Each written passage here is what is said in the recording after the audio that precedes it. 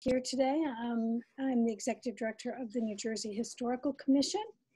And I had the great advantage of reviewing a little highlights video that we're going to show you in a few minutes. So I already had my opportunity to reflect on all that we've accomplished actually in the last, since 2018, I guess. So it's going to be well over 2 years that we've been working together. So I want to just thank all of you and all of those who worked so hard and can't be with us this morning for the tremendous partnership, the work that we've been able to accomplish together, and that I hope will continue to accomplish as we don't want to end our attention and focus on this critical part of our history.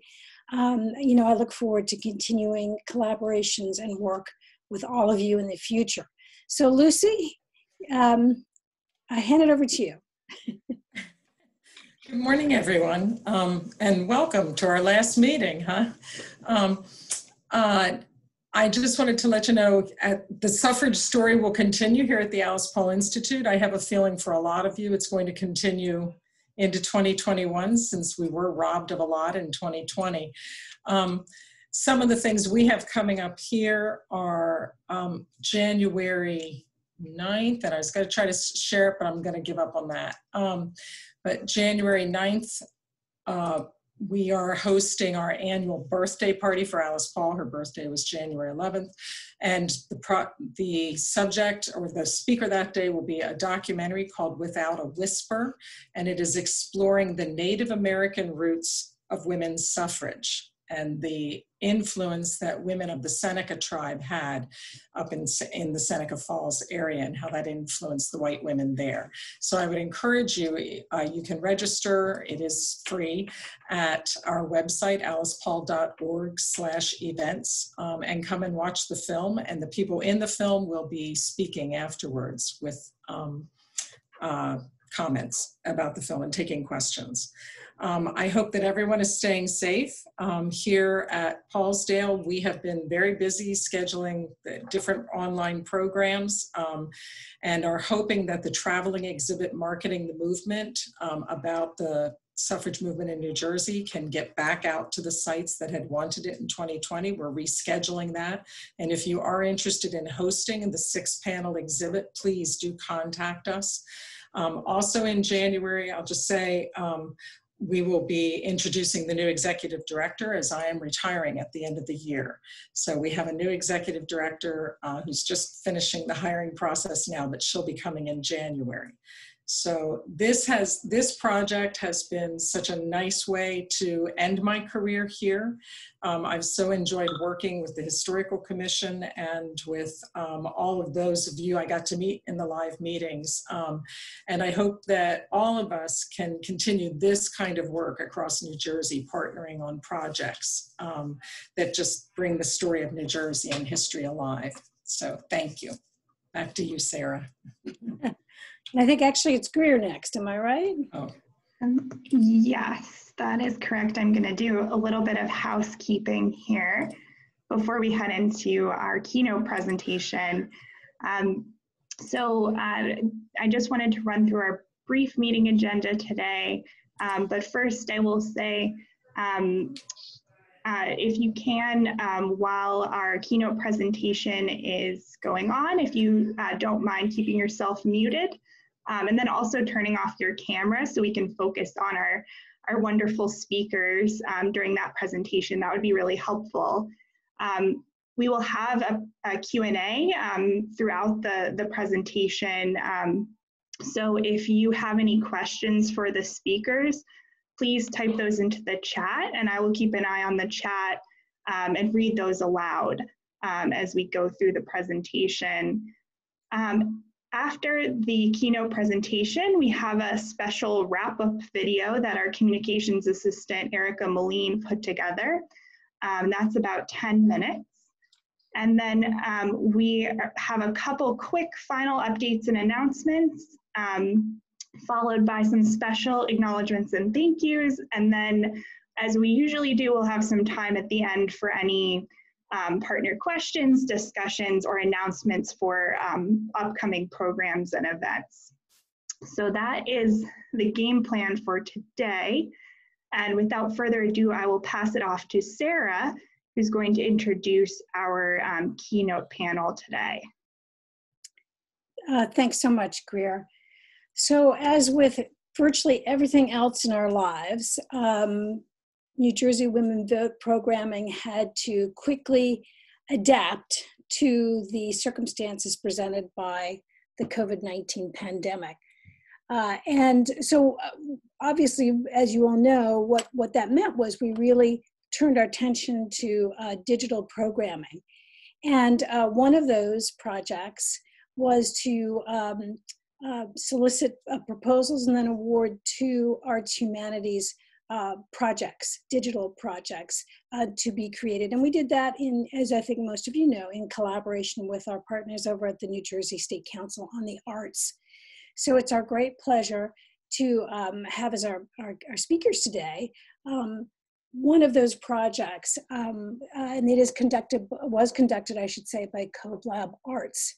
So Legacy Now is a digital arts and humanities project created by CoLab Arts from the oral histories of leading second wave feminists from the National Organization for Women, New Jersey, conducted by New Jersey teens just coming into the movement.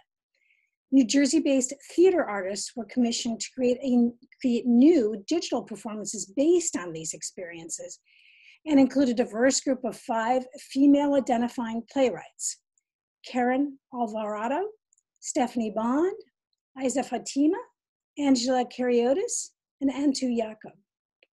Their projects range from scripted scenes to monologues to performance poems. The project was supported by NJ Women Vote, the National Organization for Women New Jersey, Period New Jersey, and Generation Ratify. So I'm pleased now to introduce our speakers for today. Stephanie Bond works as a professional theatrical director, teaching artist, and actress throughout New Jersey and New York. She develops and facilitates arts curricula and experiences for all ages and levels of expertise. Bond currently serves as the executive director of Rethink Theatrical, a nonprofit theater organization based in Middlesex County, New Jersey. Read more about Stephanie at rethinktheatrical.org/team. John Keller is Director of Education and Outreach at CoLab Arts. He was born and raised in the city of New Brunswick and works in New York City and internationally as a freelance actor. Through his work at CoLab Arts, John is committed to creating projects that use the arts as a lens to examine complex issues that affect community. While serving as Director of Education for CoLab Arts, John has produced main stage productions and initiated educational residencies in several central New Jersey schools. John curates and directs CoLab Arts' True Selves Oral History and Theater Project in partnership with the Pride Center of New Jersey and Rutgers Oral History Archive. John is also the board chair for New Brunswick's Town Clock Community Development Corporation. John earned his undergraduate degree at Holy Cross and holds a master's in fine arts and acting from Rutgers Mason Gross School of the Arts. He's taught theater at all grades in a variety of residency programs, as well as at Rider University, Westminster Choir College, and is currently teaching theater for social development at Rutgers Mason Gross School of the Arts, and acting at Fairleigh Dickinson University. Now, Anjali Mehrotra, president of the National Organization for Women New Jersey, is our third speaker. Through her experiences, she strongly identifies as a feminist. She serves on the National Racial Justice Task Force for Now, advocating for women of all ethnic backgrounds. She worked on campaigns for Democratic women candidates for president, Congress, and state assembly before running for office herself in 2018. She's elected municipal chair for the Mountainside Democratic Committee and Union County director for the South Asian American Caucus of the NJDSC. Anjala earned her certification in diversity and inclusion from Cornell and serves on the Union County Advisory Board on the status of minorities. And finally, Antu Jacob is a filmmaker, producer, playwright, and actor. She received her MFA from Mason Gross School of the Arts at Rutgers. Her short film, Love in Submission, is currently screening in Women of the Lens Festival, the 27th New York African Film Festival, and Noir Fest. Follow her on IG at Anto Jacob Twitter and at Anto Abdi and FB at Anto Jacob for updates. And I'm sure we can also post those in the chat for all of you so you can follow her. And with that, I'm just delighted to present our speakers for today.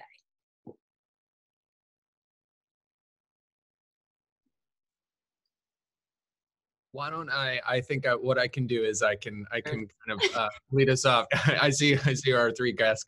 I tend to speak the least. My name's John Keller. I'm from Collab Arts, and in essence, my role in this project was as the kind of communications facilitator and curator, trying to make all of the points of contact and helping facilitate the collection and annotation of the oral history narrators, the incredible women who agreed to be interviewed by this project. And I think that's probably a great place to start. So I'm going to hand it off to Anjali to maybe talk a little bit more about National Organization for Women New Jersey and how their collection of the oral histories or these interview projects got started and what motivated that. And then we can kind of, then lead into how the artists became involved in that next step. So Anjali. Thank you. Thanks, John. Thank you, Sarah, Greer, NJ Women Vote, and the other sponsors, including the Historical Commission. So I'm sure you are all kind of familiar with the National Organization for Women. We are celebrating 45 years in New Jersey as a state chapter. Some of our local chapters actually have been here longer. I think there's a couple that are actually celebrating their 50th anniversary this year. When I took over as president in 2019, we had just gone through some turmoil at the state level. And then as I talked to more people on the national level, there was one thing that I saw reflected kind of throughout my conversations. And that was sort of like this generational divide between the generation that had founded NOW, had been really active in the 70s, the 80s, even through the 90s, working on women's issues, many of the things that we now even take for granted that they had to fight for. And sort of this younger generation that, the older feminists felt like they didn't really understand how hard it was, and they didn't appreciate the work. And then the younger generation felt like the older generation was just, didn't know what they were talking about. So as I had more and more of these conversations, there's one conversation that really stands out in my mind. And that I want to say was early March. It was the first week of March, right before, everything was shut down. I think that was the last week that I had in-person events. And I was at Ocean County Community College. And it actually is interesting because it was a celebration of the 19th Amendment that I was moderating a panel talking about empowerment and leadership for the young graduates of Ocean County Community College. And on that panel, we talked a lot about, how we can inspire our younger generation for leadership. And at the end of it, when we got to questions and answers from the audience, there was somebody who was actually a Ocean County NOW member who stood up from the audience and said that, I may be old, I'm not young anymore, but I'm not dead. So where's the role for me? Where's, the place for me? And that really struck me as, we tend to live in a very ageist society, and often we discount the experience and the institutional knowledge that a lot of our not just our peers, but at my age, there's some of them are my peers, but even the women who have sort of led this for me often feel like there is no room for them anymore. And I started to think about how we could bridge that gap. I myself have two daughters who are young. I have twins who were actually part of this project. And they're 23 and they're feminists. And I thought it was really important to have them hear the stories of the women who came before them. And that was the inspiration behind the project. So before CoLab actually got involved, we had started reaching out to our members, some who still live in New Jersey, some don't, and asking if they were willing to be interviewed by sort of younger feminists in New Jersey for we were actually going to have the younger feminists write up articles. And that's how this project got initiated. We were able to contact, I think in the end, we ended up about 7 or 8 interviews that were conducted. Mostly, some of them were in high school, some were in college. My daughters are recent graduates of college. And all of the feminists that we contacted had been active in now for, some for 30 years, some even longer. And when CoLab got interested in the project, we decided to really record those interviews as oral histories. And then we presented the oral histories to CoLab. And then I'm going to let John take over and talk about how that got converted into the artist projects. Thanks. Yeah. So right around, I love timelines. So right around the time that Anjali was having these thoughts and realizations and hoped for kind of conversation, generational conversation, CoLab was beginning to hear about the New Jersey Historic Commission and the New Jersey Women Vote grant process. And we were able to apply for those funds and receive them. And, when we were looking at that, it was like those relationships were kind of all coming together right at the same time. So it was kind of a perfect intersection over the summer. So we did that oral history interview and training process with all of the interviewers, sometime July or August. And then we hit the ground running, collecting those oral histories, getting them professionally transcribed, loading them into a digital archive, and then handing those oral histories over to the artists. So when we curated this, I'm trying to think about what my original email must have been to the artists that we commissioned. And I think I tried to give some parameters, but also a lot of flexibility, understanding that we needed a lot of flexibility for production during this time. So I think I kind of want to hand that over to Antu first, and maybe Antu would be interested in kind of discussing kind of her process of getting connected to this work through maybe Antu first. Maybe you want to talk about some of your previous work kind of leading into this project, and then what your point of inspiration you had and who the oral history subject was that you worked with. Okay, great. Yeah, previous to this, I'm an actor. I was trained as an actor at Rutgers, and I've always written short stories, and I started writing plays. And about a year ago, I wrote my first short film and produced that. So I've been exploring all these different ways of telling stories.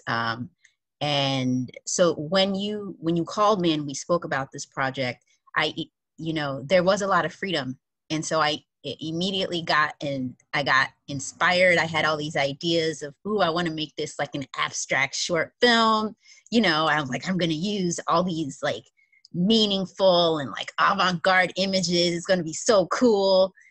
And then this was before I actually read the interview that Katie Zimmerman did of Joni Parks. That's who, I was assigned her story. When I read Joni Parks' interview, like all of that stuff I had kind of pre-imagined was gone. I kind of had to really just start from what was given to me in the interview. And there was a lot of information there. So I had to figure out what were the highlights, that I wanted, like what were one or two main things that Joni seemed really proud of, and then like something that she wished, could have been accomplished, right? So I started there. And the interview between Katie and Joni, it just felt really intimate to me because Katie herself was, you know, also identifies as a feminist, and she was just starting out. And it felt like, you know, somebody coming in and asking someone who's been doing something for a really long time, how have they been doing this? And kind of sharing and receiving the wisdom. And then when I spoke with Katie herself, I had a conversation with her about her experience in interviewing Joni. That gave me some additional material to make this more intimate and more personal. And that's actually, I included some of Katie's story in the script that I ended up writing. There's a piece where the character Dorothy, that's, you know, inspired by Joni, obviously, she talks about a young man in high school who, when she actually won student body president, her principal told her that women couldn't hold office. So he forced her to give it over to the runner-up. And that's actually not Joni's story. That's actually Katie's grandmother's story. So, and that came out because I asked Katie, what inspired you to be, you know, have you always considered yourself a feminist? And she said, well, my grandmother, you know, when I was interviewing Joni, I thought about my grandmother and this story that she told me that happened to her and how it still bothered her to this very day. Mm-hmm. So that kind of like connected, that was a piece that connected the two of them. Although the majority of the script is about, you know, Joni's, you know, the things that she was proud of and the things that she wished they could have accomplished entirely in the movement. So that kind of let me in. And then it's also loosely, you know, the relationship is, it's loosely based on, you know, this kind of like mentor-mentee type of a situation, although it's not outright like that in the script. Why don't you, I would love to hear you speak a little bit about the changes or adjustments that you needed to make as an artist working during the pandemic, trying to get a digital project done. What you originally submitted, and then what was the adjustment that we kind of like, you know, came to over the course of producing it? Yeah, I mean, it's hard to produce anything right now. And in terms of film, you have to like, it's just hard. So we eventually, I think you and I had a conversation and we talked about making it more of the script being read like a short story, because it, you know, really it is a film script. So the images are really clear in my mind, and I had included all of that in the script. And I think you and I both didn't want to lose that. So you suggested, why don't we have it read as a, you know, short story? And that was fine with me because, you know, people, the way that you actually adjusted it, people can see all the information in the script as my voiceover is reading over it. So I don't think that anything was lost. I mean, you know, and who knows, maybe sometime in the future when things are, you know, back to what we know as normal, maybe there will be an opportunity to make this a visual experience as well. But I'm actually really proud of, you know, where it is. The intention was to honor actually both of the women, you know, both Joni and Katie. So it was like, I'm okay with it, with the adjustment that was made. So you're basically saying if there's anyone out there that wants to produce a short film, they can give you a call? Sure, absolutely. Great. I think that one of the other things that my experience of editing it, so I was doing the technical editing on the background, was also just the quality of your voiceover work and the specificity of your voiceover work just makes it kind of like a really great audio experience. So if anyone hasn't had a chance to experience that yet, it's on the website. I shared the link again in the chat box, but thank you, Antu.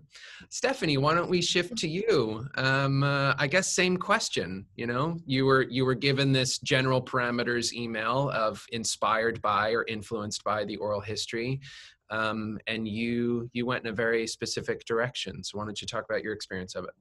Sure. Well, I'm a producer and I'm a teacher and I'm an actor and I'm a director, and all those things feel extremely comfortable to me, but I am not a playwright and I am not a filmmaker. And you were like, let's have you write something. And I went, okay, I'm scared of that, but sure. And we'll probably get to film it because it's COVID-19. And I went, okay, I'm afraid of that, but sure.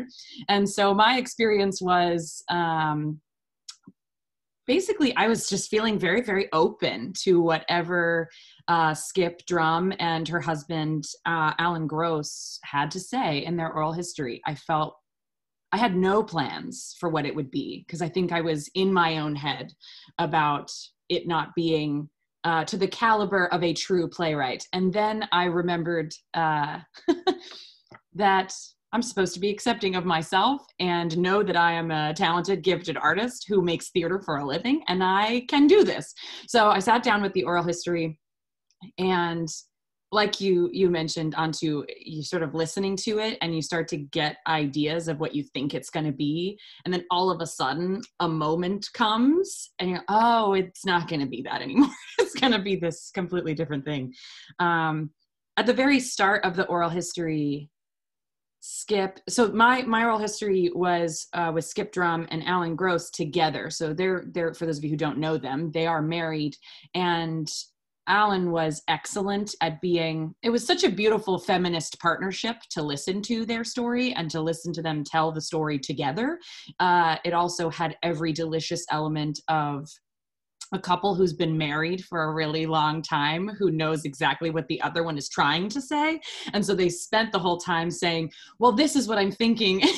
And the other would go, no, you mean this. You're right. That's what I meant. And it was just delightful. So if you're able to go to the website and listen to the full oral history, it really is a lovely, lovely testament to their relationship, as much, and their relationship growing out of now and Jay. They are so steeped into what they believe now has given to them. And it's lovely to hear. But as I listen to them talk, they're talking about their biographical information, where they're from, things like that. And eventually Lexi, the interviewer, who's wonderful and precocious and going to be your future president someday, let me tell you that right now, she's headed into college soon and has already got big plans, and I believe that she will succeed. She asked the question of what are you most proud of? And sort of out of nowhere, as if it was no big deal at all, Skip said that she had gone undercover to a church organization that was doing regular anti-abortion protests in front of clinics. And she went undercover as one of them and started passing along information to Now NJ about where they were going to be, and essentially completely infiltrated their organization and started setting up roadblocks for them. And these folks who would come to protest and try to discourage women from going inside the clinics would be subverted basically every single day that they tried to arrive at the clinics, because she was sending along information. And she told this story about her being in the basement of a church, making a phone call almost in the middle of the night to her contact at Now NJ. And she was telling this as if it was what everybody does. And she was proud of it, but she made it seem like it was, oh yeah, I did that. That was a long time ago though. And I just couldn't believe it. It was so wonderful a story. And that's what we ended up going with. I wrote a scene where I essentially wrote the true story of her being in that basement, making the phone call to her Now NJ contact and giving them the required information.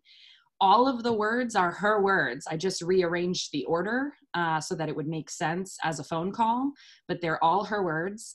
And which made me fall in love with verbatim theater. I've worked with Collab for a number of years now, and they do a lot of verbatim theater, and it's lovely. I've been their stage manager and their house manager for a lot of their performances. But this was the first time I got to take the content of someone's oral history and rearrange it so that it created something that would have a different kind of artistic impact on how people received this true story. And that was, it opened a whole new world to me, I'll say that, of how I plan to continue to tell stories in the future. It was really inspiring to hear her story. It was inspiring to hear Alan. It was inspiring to hear Lexi talk about what Skip has meant to her as a mentor. And I feel like it opened up a lot of new creative ideas for me in the future. Yeah, so that was a big part of our process. We ended up turning it into a film. It's a short film. And I did steal some words from her what is it? Her operation. It's called Operation Goliath. That was the name of her mission that she went on. May we all be so lucky to be subversive women who go on missions for justice. I mean, it was so cool. So Operation Goliath, she also did this large report for Now NJ, and they sent it to me. So some of the details that I got for the film are also from that report, but it's still all her words. It's all her content. So yeah, that's a bit about my experience. And John helped me film it, and he's the mysterious man at the end. A special cameo at the end of that is John Keller. We did everything we could at Collab Arts to do it socially distant and safe and try to involve as few as possible. So that means I was the cameraman and the lighting person and the grip and the you sound can't see his face. and then the cameo. Yes, the cameo. Too funny.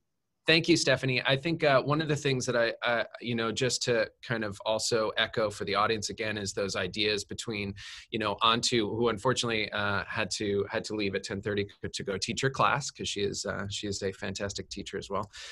But that idea of Antu really took the oral history as a point of inspiration and then really fictionalized it, right? She brought in a lot of other elements, whereas Stephanie really decided to go in that direction of true verbatim, like literally cut and paste from the interview transcript, and then, dramatize it in a way, but in essence, really using those authors' words. One of the things that we try to do with all of our projects is we try to make sure that there's nothing lost between that we're augmenting and kind of like bringing to light the advocacy and other kind of like public history work that is in the artwork. So Anjali, I was wondering, my follow-up to you is like, what is that policy connection or that advocacy work connection, right? So we created this project, and when we created the website, one of the things we wanted to do was make sure it referred back to the work of these incredible organizations and institutions. So I was wondering if you just wanted to speak to that for a moment about what is that connection for you? Sure. And, so for me, it's always, I feel like things come full circle. And, I know as part of the advocacy portion for this project, we actually have a bill in New Jersey pending right now in the legislature, which is the RFA, the Reproductive Freedom Act, which codifies Roe v. Wade and increases access to abortion and birth control in New Jersey. And one of the things that we did on the actual Collab Legacy Now website is we have an action there to that if you click on it, it takes you to where you can there is a generic letter that you can change and send letters to your legislators. But it's interesting to me that even as we are doing this work and I was listening to Stephanie, in fact, like yesterday, one of the sponsors for that particular piece of legislation is Assembly Member Mila Jacey out of Essex County. And yesterday, there was a protest outside her office. So, it's a really apt reminder, I think, of the fact that this is why we do this. This is why this work, continues. We're not done. And we're constantly vigil of, what's going on out there. To me, one of the most interesting things about this whole project was that I did end up reading most of the oral histories, and I learned things that I didn't know. And I think it's really interesting for anyone, like especially our younger folk, to not just learn the institutional knowledge, but it also teaches you a lesson in patience. So interestingly, while we were going through this project, one of the things that several of those interviewers, I think, have recorded in their oral histories in talking to these subjects is that they had all fought against what is known as the family cap on welfare, which was introduced by the Clinton administration on the federal level and then enacted in several states. And I believe New Jersey was one of the first to do that. And what it said was that if you were on welfare and you had additional children, your amount of welfare would not go up. And at that point, now New Jersey had advocated against that because they felt that that was an injustice, especially because we know welfare recipients are often single mothers raising families on their own. And in September of this year, finally in New Jersey, that law was overturned. It was repealed and Governor Murphy signed the bill.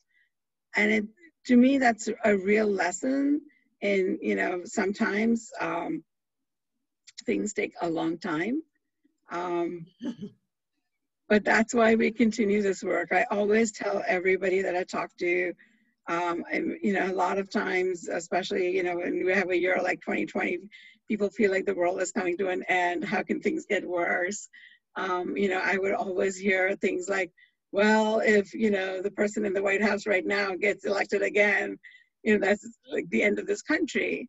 And my work with now, especially with these feminists who have been at it for 40 or 50 years, has taught me that no matter how bad we think things are, they have been worse, and we've gotten through them before, and we will get through them again. So I think that's really important for me, you know, as a sort of lesson from this project that I hope people will take. Yes, mic drop. Yes. Yes. That's it. Yeah, I mean, I think that I don't have anything to add to that. It was perfect. Yeah. Right. So I think I'll kind of turn it over to Greer or Sarah if there are any questions from the group. If anyone has any questions for any of the folks who've been speaking, and I can speak a little bit to some of the other projects if anyone had a question about any of those other projects or those other artists involved. So yeah. And I encourage folks to drop their questions in the chat. I actually had a question. Could you speak a little bit about the interviewers, the younger women who did the oral history interviews for the project? How did you go about finding these women, and you know, anything you can say about their experiences would be great. Sure. So in the last year or so, we have had interns that we have worked with at Now.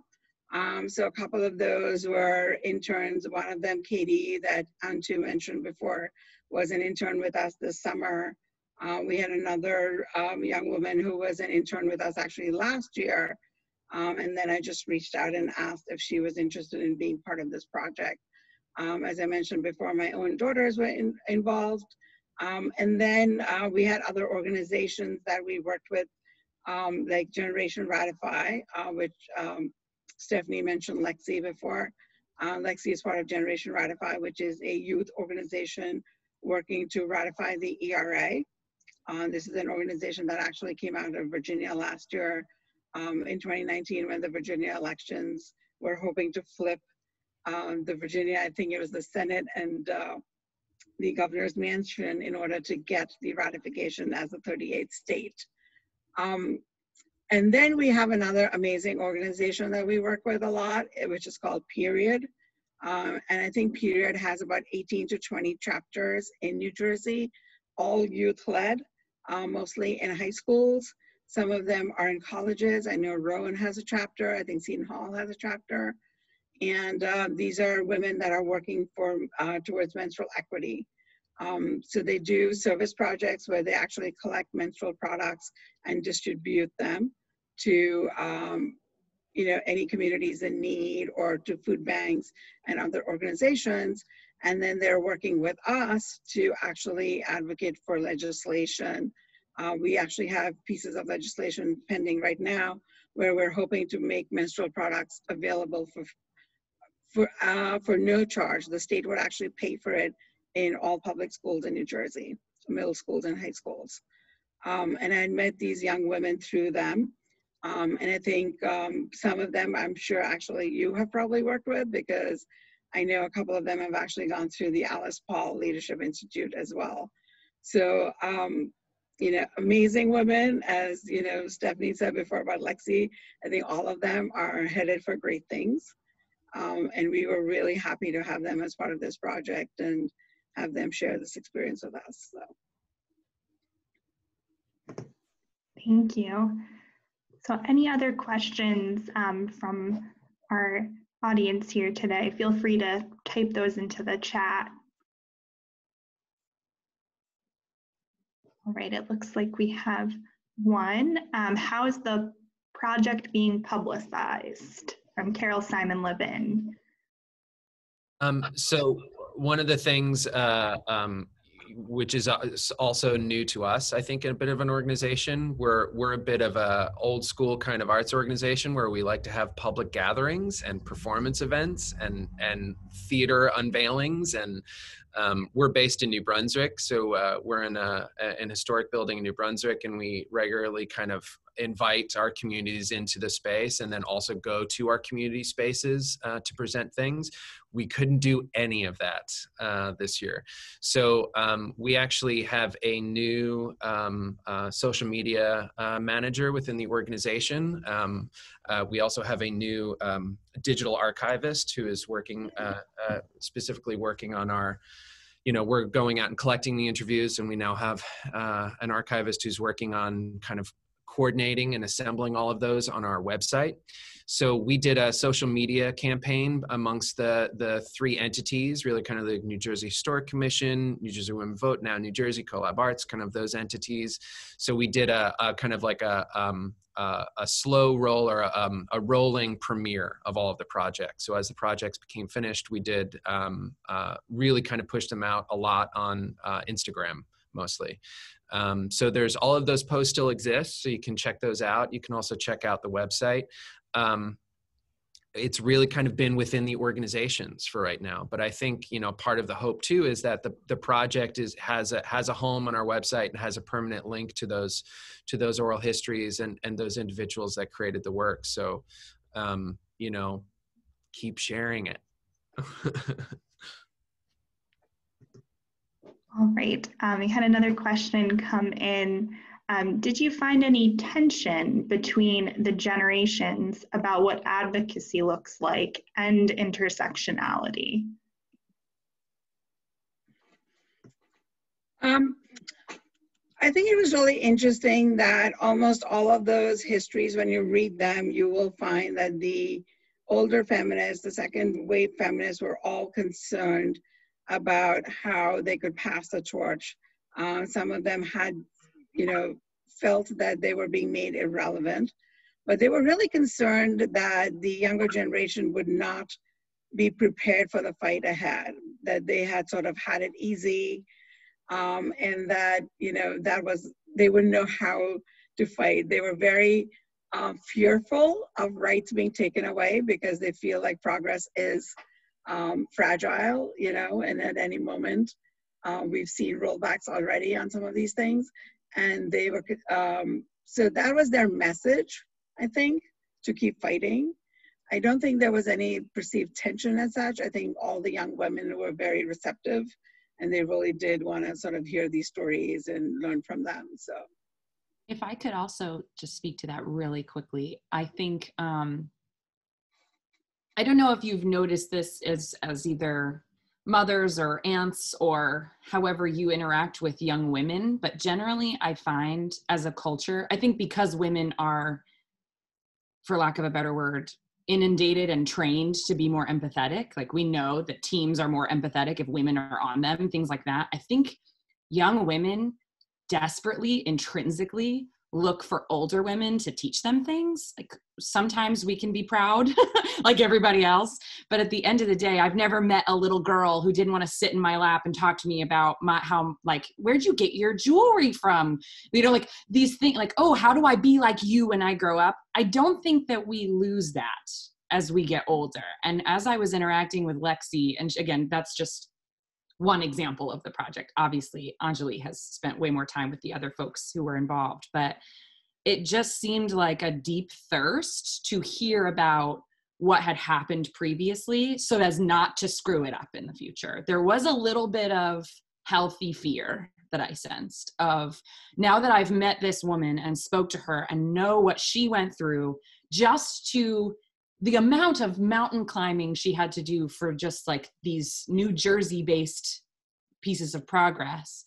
How much harder will it be, you know, how terrible would I feel if I ruined Skip's legacy because I didn't carry it forward? And I think when it becomes, that's part of why storytelling is crucial, right?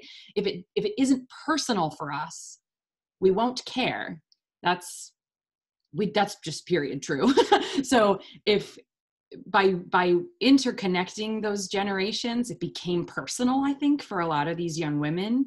And now it's not just, I don't want to mess up for all women forever in the future of the United States. It's big and broad. It's not very specific, but I don't want to screw it up for myself or for my sister or for Skip. I don't want to mess up Skip's legacy. So I'm going to keep pushing forward. And I found that really, really energized Lexi to be able to have. She also wasn't just sitting in a lecture hall having an older person tell her about their stories. While that's awesome, it's very different to be it's very vulnerable and humbling, and I think more impactful to be the one who's asking the questions and who was given questions that were empowering to ask. Like, she had control over how she was learning. And that is, woo, if you're a teacher, you know how important that is, right? She was invested and she was a part of it. And I think that to me is what makes this project extreme. You can do oral histories all day. It's extremely special that young women were asked to be the ones who then ask those questions. And I think that makes like the entire project even more intense. So that was just my thought about it.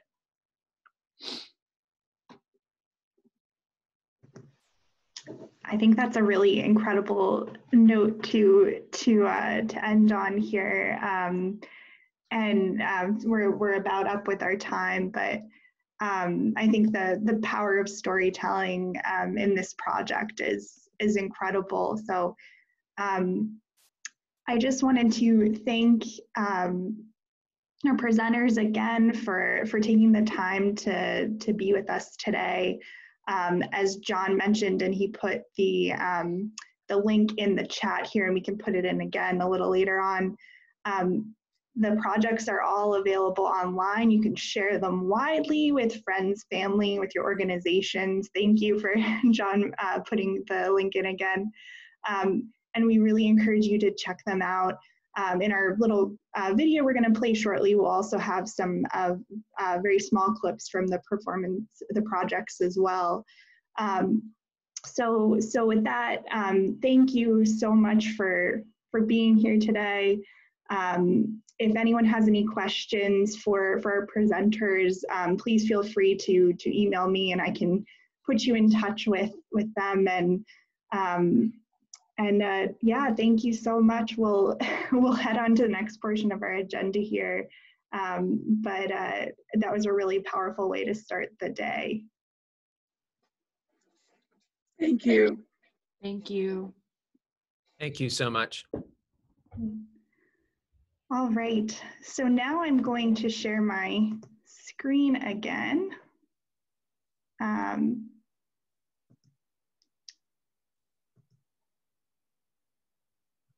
Here, and play our little wrap-up video. So hopefully this works. So Erica Moline put this together, and it's just kind of wrapping up NJ Women Vote. It's about 13 minutes long, and I hope you enjoy it.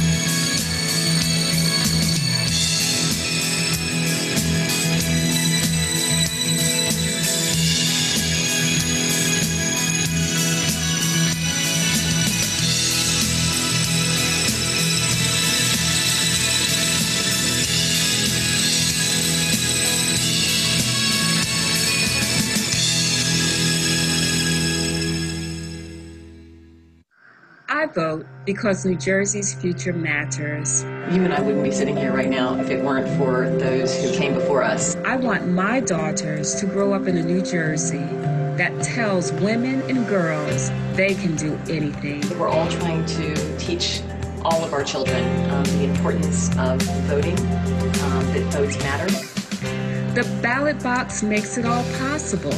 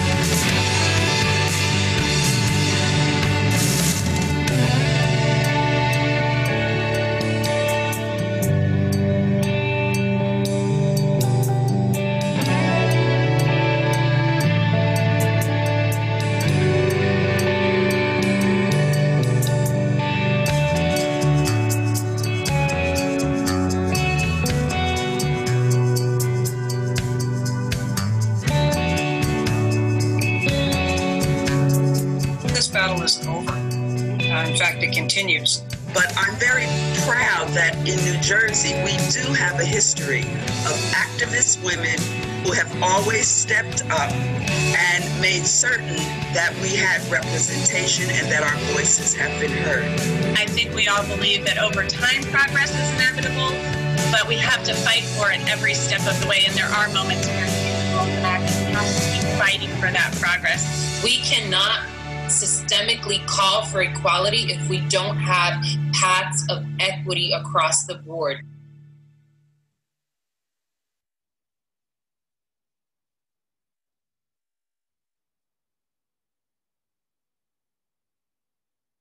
La razón por la que yo voto es porque elecciones tienen consecuencias y yo no quisiera que otras personas voten por mis intereses. Yo quiero que mi voz sea escuchada como ciudadana americana, nacida aquí. Yo quiero que mi voto cuente.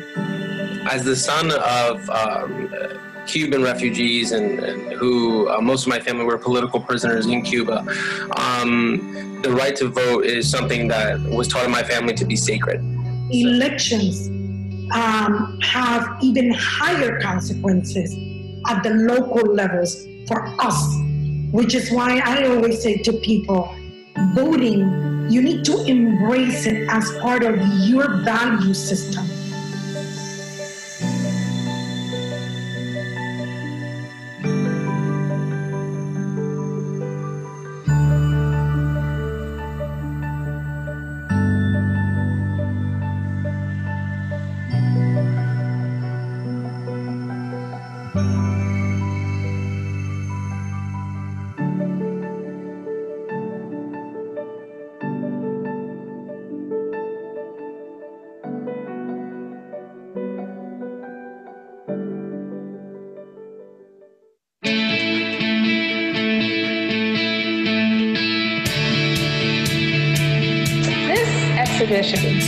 Radical Women Fighting for Power and the Vote in New Jersey tells you the story of these fearless and courageous women.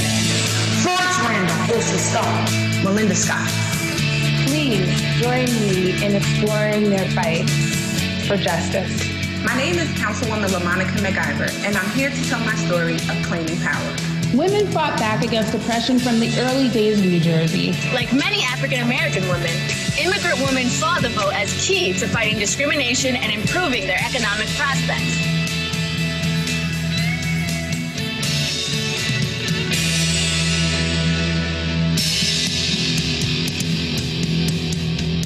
Hi, Mom.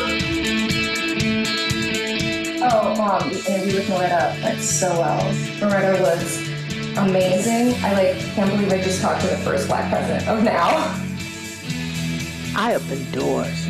I use my resources to open a door. Being persuasive, every politician wants to know somebody in the field of communication. They want access to a microphone. They want free exposure, political or public exposure, that they don't have to pay for. And that was me. People ask, why isn't there a Men's History Month? Because every month is Man's History Month. Women couldn't buy cars. They couldn't get credit cards. They had to have their husband sign. We fought for a lot of stuff. We need young people to get out and do the work. Pitch in. Pitch in. Pitch in.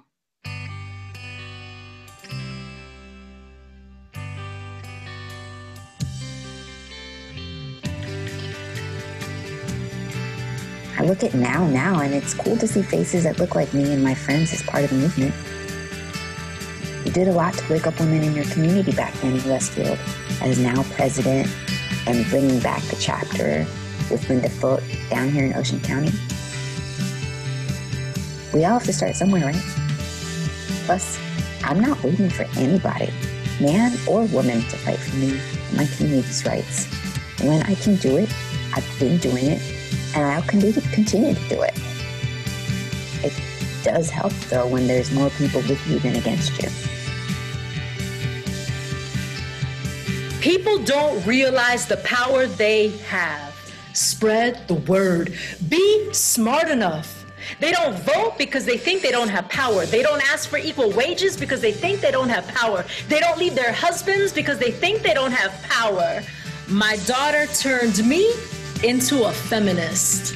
The hurdle is getting women to know they have power. How women were raised differently than men. It wasn't you. It was society.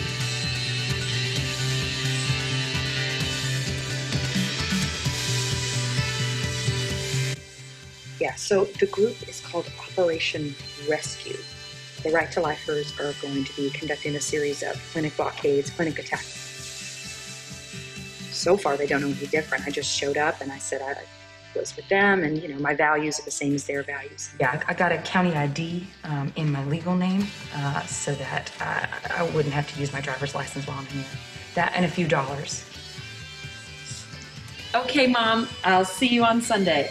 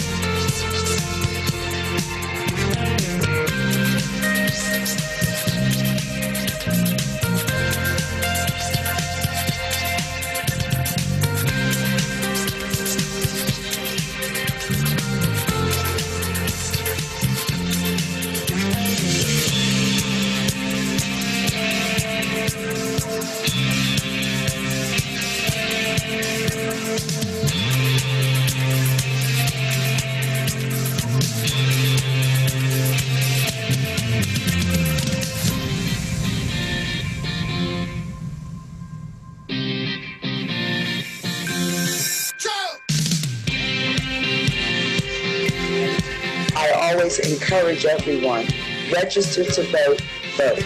Your vote is your voice. I also vote for equal rights, privileges, opportunities, and justice for all races and both genders.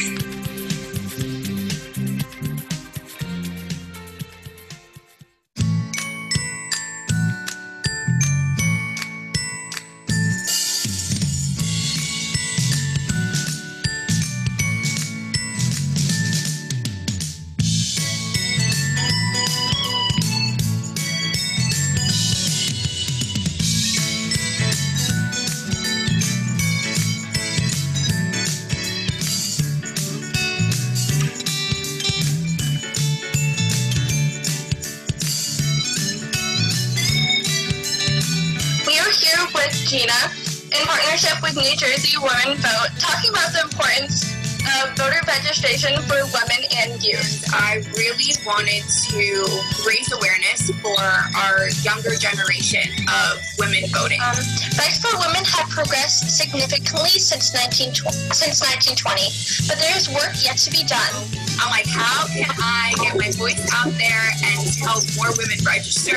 Yes, voting is our most important civic duty, and we need to see ourselves reflected in the candidates running for office. Yes, we need to be responsible with putting our vote forward. So educate yourself, do the extra research. I promise it is worth the time. Yes.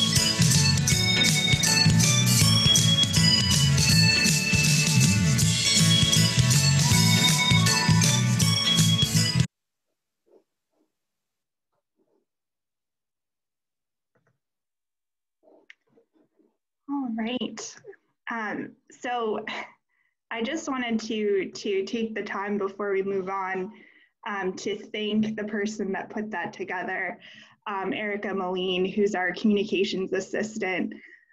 Erica has been with us from day one. All of the newsletters that you've been reading, all of the social media posts, all of the graphic design, those are only a small component of the things that Erica has worked on for us. We're going to miss her. So I just wanted to say thank you, Erica, and a virtual round of applause for all the work that she's done. And that was a very, a wonderful way to wrap up NJ Women Vote. So I'm going to now head on to sharing my screen again and get back to our PowerPoint here. And we're going to do a little bit of housekeeping again with some general announcements. So as we've mentioned a couple times, there is one project that's still kind of ongoing that NJ Women Vote is working on, and that is our Women's History Virtual Tour project. All of the tours have been filmed. They are just still in production. So I just wanted to mention that and that we will be in touch via email, and also the tours will be posted to NJ Women Vote's website when they're complete. So we look forward to sharing those with you. We've seen some of the early cuts and they're really exciting. And it's a great way to get these women's history sites out and accessible during these, continually challenging times. And while I'm on that note, I also wanted to do another shout out because I believe she's on our call today, to Beth Lawrence, who is our event planner for this project. So Beth, if you're there, I just wanted to say thank you so much for working on the solo slow roll and for working on the virtual tour project as well. It's been a pleasure working with you. All right. And now I'm actually going to let Gigi Naglak from the New Jersey Council for the Humanities take over for this second bullet point update.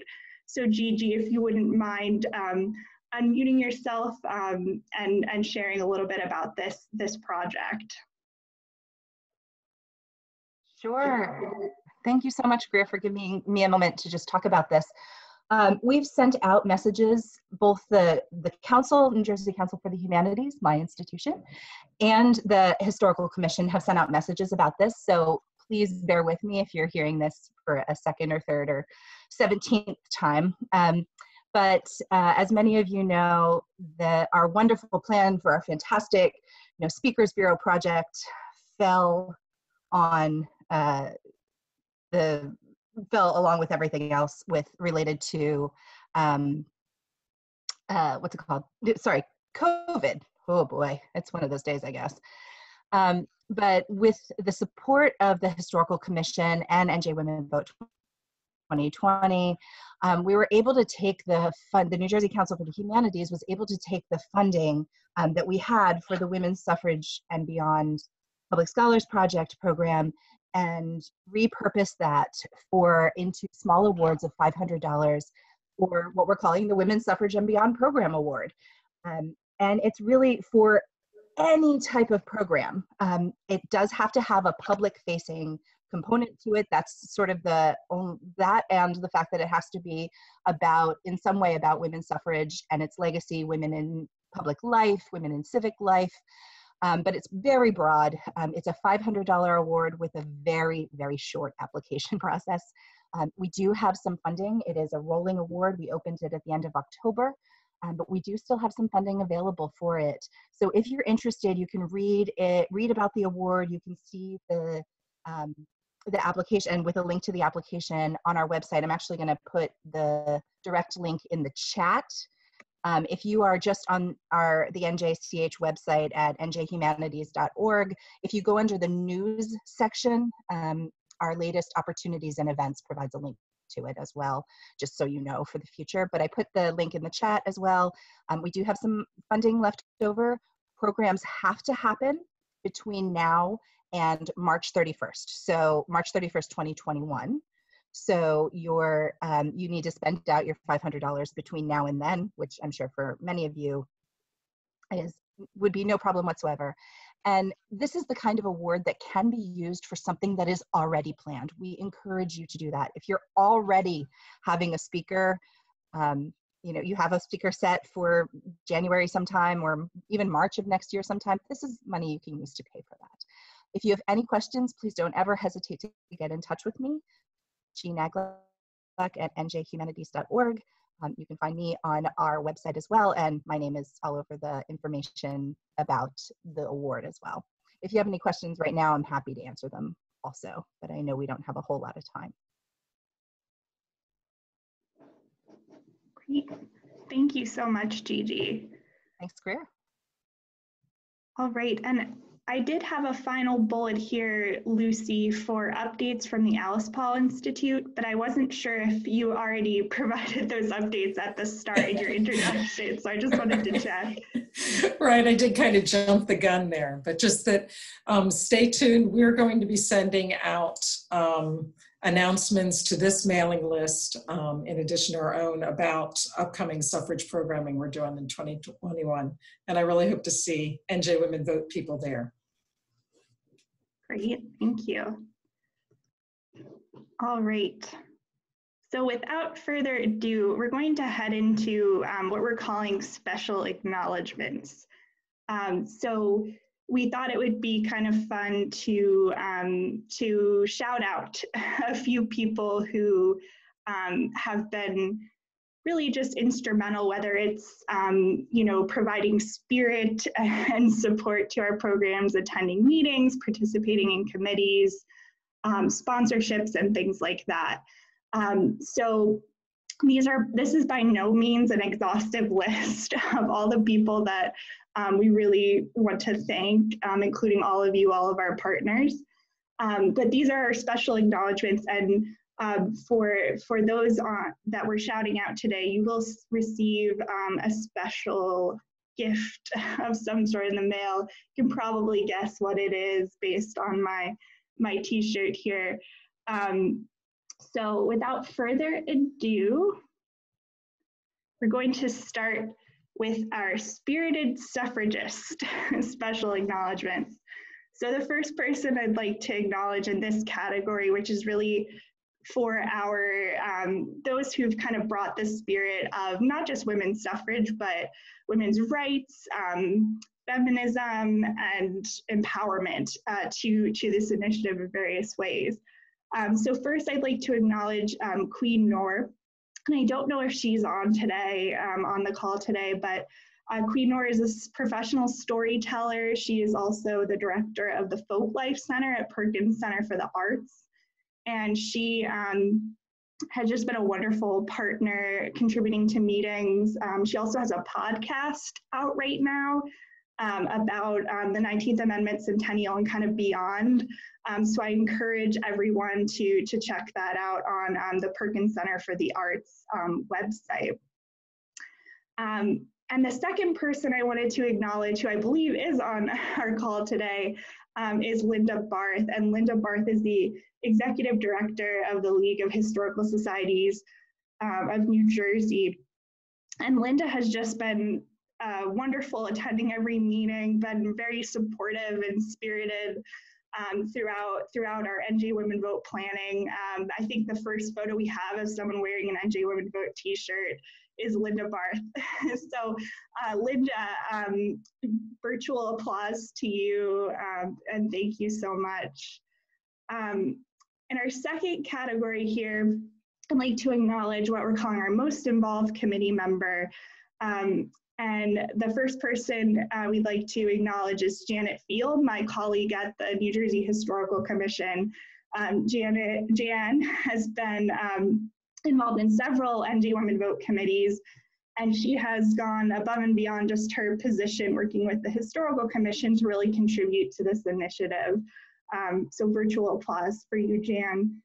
And then I'd also like to acknowledge Frances Blanco, who is the Director of Women's Empowerment Initiatives at the New Jersey Division on Women.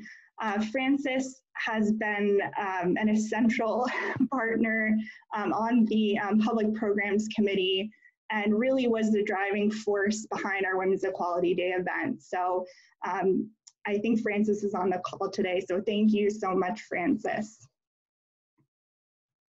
All right. Just a couple more here. So we wanted to shout out a couple of our what we're calling our Splendid sponsors. So these are organizations that have contributed significantly to NJ Women Vote projects and events throughout 2020. First, I'd love to acknowledge Middlesex County. Middlesex County, in addition to supporting our NJ Women Vote video series, also hosted I see the snaps for Middlesex, also hosted our quarterly meetings. So we held them when they were in person between the Alice Paul Institute and East Jersey Old Town Village. Middlesex has been just an incredible partner and has also produced a number of 19th Amendment suffrage history related exhibitions and events, virtual and otherwise, through various organizations. So thank you, Middlesex County, and Isha, and I think Mark is on the call as well. And then I'd also like to acknowledge the New Jersey Historic Trust, who is a central supporter of the Solo Slow Roll, as well as our virtual tour project, and in particular Haley McAlpine from the Historic Trust, who was really kind of our chair of the slow roll in a lot of ways. So thank you so much, Haley. And finally, I've already mentioned the Division on Women. I can't mention them enough because they were such a great partner. So as an agency, I'd love to acknowledge them again here.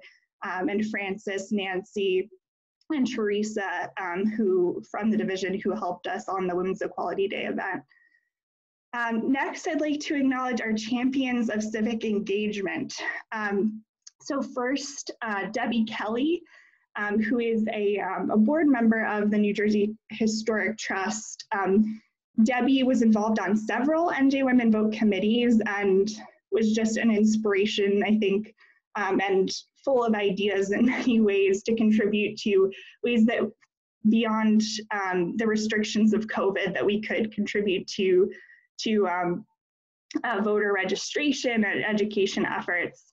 And then, of course, I'd like to acknowledge the League of Women Voters of New Jersey, who are fantastic partners for us, but also kind of served as mentors. So, you know, whenever I shot off an email to Alyssa or Jesse Burns, they were very responsive to give us advice on, you know, different ways we could approach voter education this fall. And finally, I would like to acknowledge what we're calling our above and beyond category. First, Lisa Hendrickson. So Lisa Hendrickson is an independent historian, and she's also on the board of the Alice Paul Institute. Lisa's kind of been behind the scenes of NJ Women Vote from the start. She was the one who organized our logo development process. She was central to the development of our website and a lot of our communications outlets. And she also contributed the New Jersey suffrage biographies from the national database to our website, which was a great way to share those resources with the public and through NJ Women Vote. So Lisa, thank you so much. And finally, I'd like to acknowledge Veronica Calder, Ronnie Calder. Ronnie has been an immense source of support for me as we've gone through our website development process. In fact, I think I just emailed Ronnie last week with an emergency website issue, and she responded right away. So she's really been a driving force behind our communications efforts there and always available to help. So, and I should mention Ronnie is the supervising archivist at the New Jersey State Archives. All right, so that those are our special acknowledgements, my very long-winded acknowledgements, but thank you so much to everyone. Again, this was not an exhaustive list of all those who deserve kind of a virtual applause today, so thank you. And finally, before we kind of open it up for questions, discussions, announcements, I would like to acknowledge our committee chairs, who you've all heard throughout this process, but I wanted to give them a formal shout out. So first we have Lucy Beard, Executive Director of the Alice Paul Institute, who is the chair of our Education Committee. We have Erica Young, chair of our Communications Committee. Sarah Curitin, who I think unfortunately had to hop off the meeting here, but she was the chair of our Civic Engagement Committee. And then finally, the chair of our Fundraising Committee, Carol Kronheim. So they have been, as a group, really the driving force behind all of NJ Women Vote. So it's been a pleasure working with you all. So with that, I'm going to shut up and open up the floor for others to share any thoughts, announcements, kind of final thoughts. If you have any programs that are coming up related to this or really women's history in general or any voting rights in general, please feel free to share those. I'm going to grab the mic very quickly to say that you would not mention yourself, of course, Greer, but you get a huge part of the credit for everything that got done in the past year, and it simply wouldn't have happened if you hadn't been doing it. So big shout out to Greer Luce for a lot of hard work. Took the words out of my mouth, Lucy. Me too, I was going to say exactly the same thing. Thanks, Greer. Here.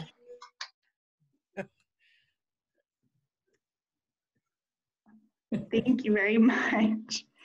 It's been wonderful working with you all, and I am sad that that this initiative has come to a close, but I think that it can continue in many fruitful ways heading into 2021. So thank you very much.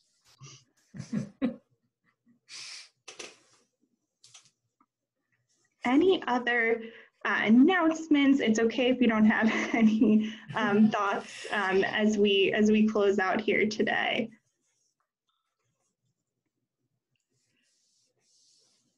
All right. Well, I think that this has been a fun way to end a crappy year, but a wonderful initiative. Here's hoping the next year's better. Right. This meeting was recorded, so we will post the recording to the Historical Commission's YouTube page.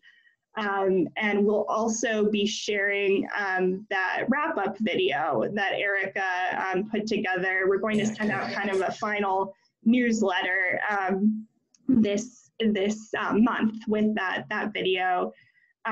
So please stay in touch with the Alice Paul Institute, who will really be taking the torch from here on out, but continuing a lot of this programming. And I know, Lucy, you've mentioned that, you know, partnerships and interest is always welcome. So thank you for being such a great partner in that as well.